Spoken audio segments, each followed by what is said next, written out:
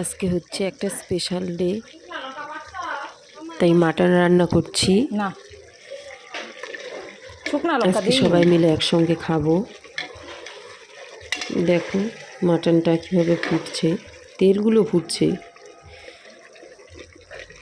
আবার লোভ লাগছে দেখে। দেখো কত তেল বেরিয়েছে, এবং সর্ষের তেল তো আছেই।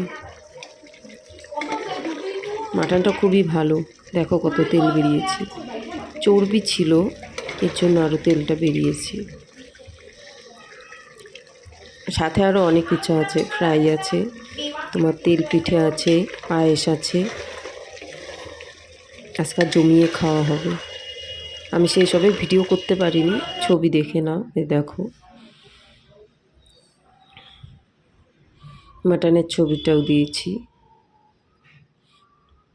ফ্রাইড রাইসের, পায়েস।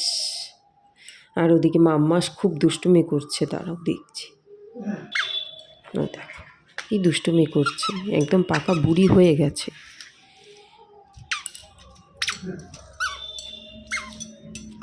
যাই ওকে সামলাই।